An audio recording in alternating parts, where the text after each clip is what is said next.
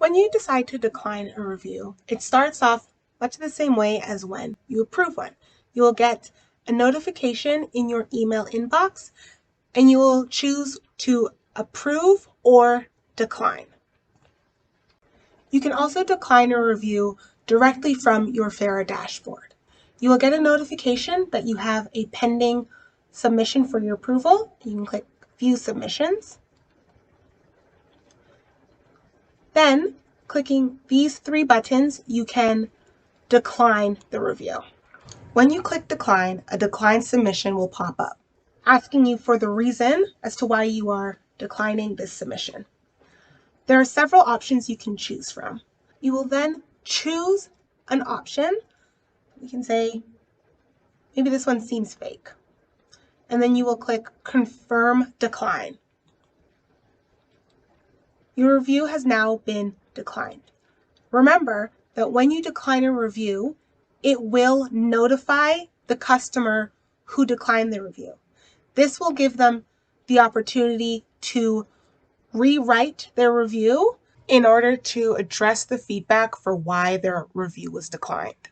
They can also report the declined review if they feel it was unfair, whether that's a product review or a store review. Let's talk about some reasonable reasons to reject a review. There are a few. It may seem like it's fake or spam.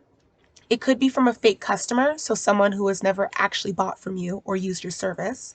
It could be a duplicate review, or it could contain offensive content. For duplicate reviews, you could request an update for their review if they were needing to maybe submit 2 reviews for 2 different items, or maybe they wanted to submit a store review and a product review. In the case of the other reasons, it can be up to your discretion.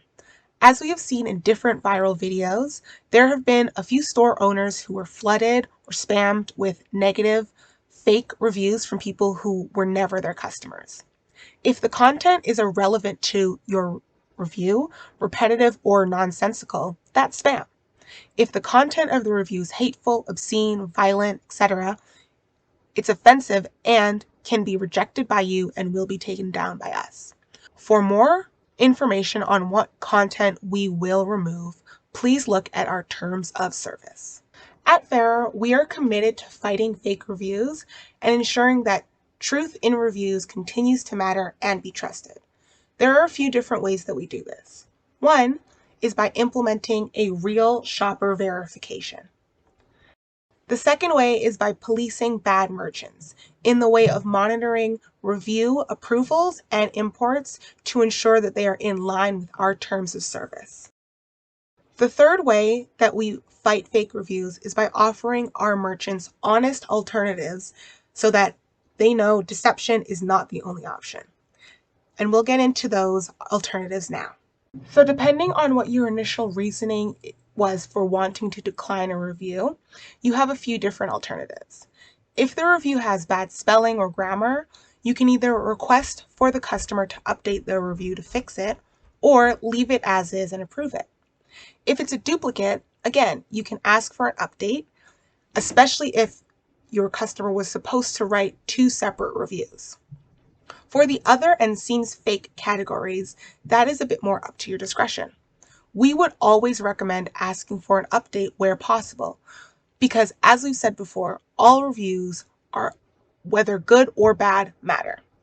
In your update request, you can specify what would make the review better or more towards what you're looking for, your standards, especially if your reasoning for wanting to decline a review falls under other or seems fake. If you have any more questions or are in need of further help, please reach out to our team and we'll be happy to assist you.